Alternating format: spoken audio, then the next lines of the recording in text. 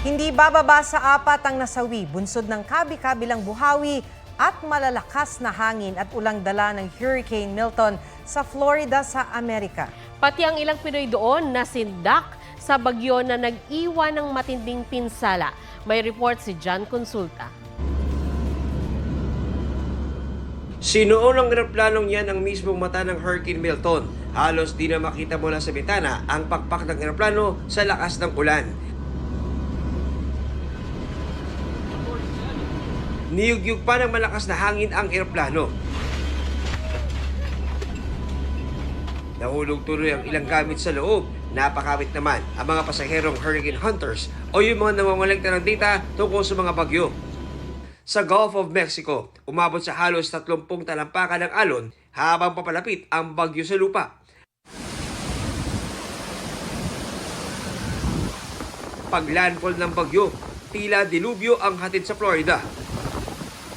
Halos mabali ang mga puno. Isang bahay sa Tampa, Florida ang nabagsakan ng puno. Inilikas ang pamilyang nakatira roon. Sa St. Petersburg, gumuho ang malaking construction crane. Natuklap din ang bahagi ng bubong ng isang stadium. Binaha ang maraming lugar. Pinasok din ng baha ang isang restaurant. Sa Clewiston, nakuhaan pa ang tila namumuong buhawi. Ayon sa Florida Governor, di bababa sa 19 na buhawi ang nanalasa roon. Mahigit 100 bahay ang nasira. Grabe po dito ang hangin, napakalakas at saka ang ulan. Mga coastline ng malapit sa dagat ng bumaha. Nilagyan po ng mga shutters yung mga windows ng mga bahay para po hindi makabasag yung mga window. Ito po yung first time na monster na malaki talaga. Ina-alert po nila kami from time to time na tornado warning, yung evacuation. Matapos dumaan ang bagyo, tumambad ang matinding pinsala. Ang mga sheriff car na yan nabagsakan ng bubong. Sa ulat ng Agence France Presse, di bababa sa 4 ang napaulat na nasawi. Mahigit 3 milyong bahay at gusali ang nawala ng kuryente. Tinawag na third fastest intensifying storm on record sa Atlantic Ocean ang Hurricane Milton dahil naging Category 5 ito sa loob ng 24 oras. Nagbagad ng loob namang tumulong sa mga nasalanta ang global superstar na si Taylor Swift na nag-donate daw ng $5 milyon sa isang non-profit organization. Isang star-studded benefit concert din ang inorganisa. John Consulta, nagbabalita para sa GMA Integrated News. Madaliin na ang paglalabas ng Code of Conduct sa South China Sea. Yan ang panawagan ni Pangulong Marcos sa mga bansang kasapi ng ASEAN at sa China. Sa ASEAN Summit kung nasaan ang premier ng China, inilitanya din niya ang panghaharas ng China sa Pilipinas sa West Philippine Sea. May report si Ivan Mayrina. 2002 na magkasundo ang ASEAN at China na bumuo ng Code of Conduct sa South China Sea na magtatakda ng mga patakaran sa magiging pagkilos at reaksyon ng mga bansang may naangkin teritoryo sa South China Sea. Pero matapos ang mahigit 2 dekada, ang COC hindi pa rin tapos. Sa loob ng panahong yun, nakapagtayo na ang China ng artificial island sa ilang bahagi ng West Philippine Sea. Ilang beses na ring hinarang, binangga at ginamitan ng water cannon at laser ng China ang mga barko ng Pilipinas. Sa pagdalo ni Pangulong Bongbong Marcos sa ASEAN-China Summit, idinitalya niya mga insidente ng harassment at pananakot ng China sa Pilipinas. Nasa pulong si Chinese Premier Li Qiang. Sabi ng Pangulo, pagpapakita ito ng patuloy na pagbaliwala ng China sa international law. Nakakalungkot niya na ang pangkalahatang sitwasyon sa South China Sea nananatiling tensyonado at hindi nagbabago. Kaya raw kailangan madaliin na ang mga negosasyon para sa COC. Ang mga batayang elemento ng kasunduan kasi, tulad ng kung ano ang magiging saklaw nito at kung ito ba'y magiging legally binding, hindi raw umuusad. Simpleng kahulugan pa nga lang daw ng self-restraint o pagtitimpi, hindi mapagkasunduan. Sa ASEAN-Japan Summit naman, sinabi ng Pangulo na transnational problem ang mga agresibong aksyon sa East at South China Sea. May pinag-aagawan din mga island China at Japan sa East China Sea. May mga bansang nagpahayag ng pagkabahala sa napapadalas at tumitinding tensyon sa South China Sea tulad ng Singapore.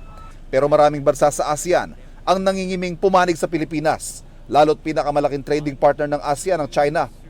Panawagan ng Pangulo sa retreat kahapon batay sa ulat ng Japanese media na NHK, Huwag magbulag-bulagan sa mga iligal at mapanganib na aksyon ng China. Ang pananahimik sa gitna ng mga bantang ito, nakakapagpahina raw sa ASEAN. Ang ulat ng NHK base raw sa nakuha nilang kopya ng speech ng Pangulo. Sinubukan namin tanungin ng Pangulo tungkol dyan. It is improper for me to disclose anything that was mentioned in the closed session. Sa isang panayam, iginitang Foreign Ministry ng China na committed ito sa pag-aayos ng anilay maritime differences sa pamagitan ng dialogue at konsultasyon na nakabatay sa historical facts at international law. Patuloy raw makikipag-ugnayan ng China sa ASEAN countries para sa maayos sa pagpapatupad ng Declaration on the Conduct of Parties sa South China Sea at para umusad ang Code of Conduct. Samantala, kabilang naman sa mga aktibidad ng Pangulo ngayong araw ang pagkakaroon ng bilateral meeting kasama si Canadian Prime Minister Justin Trudeau. Ivan Mayrina nagbabalita para sa GMA Integrated News. Patay ang isang tricycle driver matapos saksakin ng kapwa tricycle driver sa Calasiao, Pangasinan. Ang ugat daw ng krimen, agawan ng pasahero. May report si CJ Turida ng GMA Regional TV. Bakas pa ang dugo sa kalsadang ito sa Barangay San Vicente, Calasiao, Pangasinan. Dito kasi humanduse ang tricycle driver na si Ryan Agpoon matapos saksakin. Idineklara siyang dead on arrival sa ospital. Suspect ang kapwa tricycle driver na si Al Suarez. Ayon sa pulisya, nag-ugat ang pananagsak sa sagutan ng dalawa. Dating may alitan na to sila, sir. Parang nag-aawgawan yata silang pasahero. Naaresto kalaunan ng suspect na tumangging magbigay ng pahayag. Mahaharap siya sa kaukulang kaso.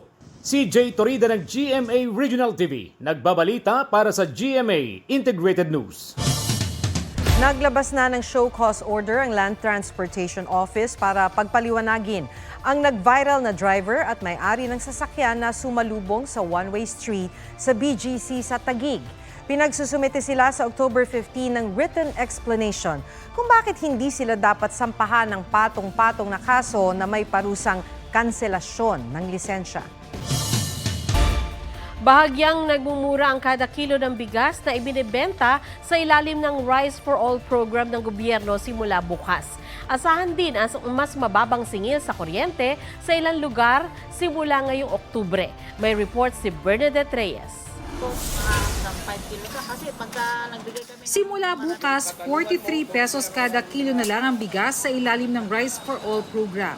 Mabibili yan ng kahit sino sa mga kadiwa ng Pangulo ng walang limit. Binabaan lang natin yung presyo kasi nakakita na tayo ng pagbaba sa merkado, sa presyo ng bigas.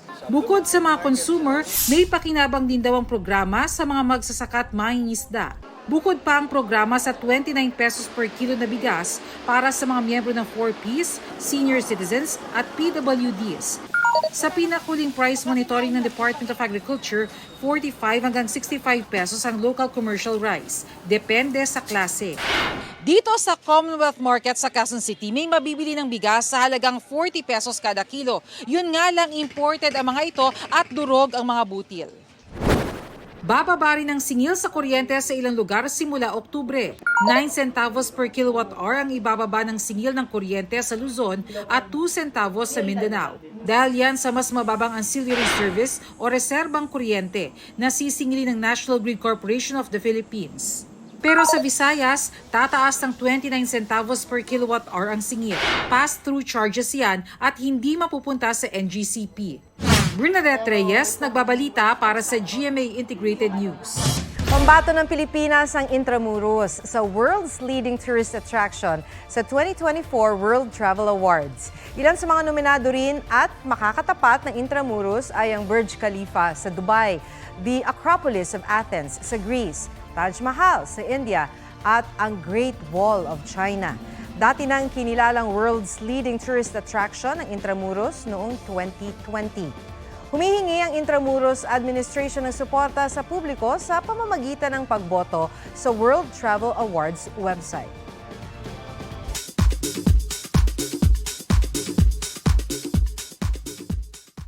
Kasunod ng nag-viral niyang concert sa simbahan, nagsorry si Julian San Jose at nilinaw na ang tangi niyang hangarin ay magbigay saya at suporta sa simbahan sa pamamagitan ng benefit concert. Hindi raw siya perpekto, pero may matibay daw siyang pananalig at hindi matitinag ang kanyang pananampalataya. Humingi rin ng paumanhin ng parish priest ng Nuestra Señora del Pilar Shrine and Parish sa Mamburao Occidental, Mindoro. Inaako ni Father Carlito Meem Di Maano ang lahat ng pagkakamali sa secular concert. May mga maling desisyon daw ang pamunuan ng simbahan. Humingi rin siya ng tawad kina Julian at Jessica Villarubin na inimbitahan nilang magtanghal. Humingi rin ng tawad ang Apostolic Vicariate of San Jose sa mga na-offend sa insidente. Sa naunang pahayag ng Sparkle GMA Artist Center, inako nito ang pananagutan sa pagdalo ni Julian sa event. Ginawa lang daw ni Julian ang kanyang trabaho nang walang intensyong mambastos. Nagsorry rin ang Sparkle sa mga na-offend at kay Julian. Sa Hollywood, may life update naman si Jennifer Lopez. Sa panayam ng Interview Magazine, inamin niyang hindi naging madali ang kanyang past relationship bagamat hindi binanggit ang pangalan ni Ben Affleck. Sa kabila nito, no regrets daw si J-Lo at hindi rin siya naghahanap ng bagong pag-ibig.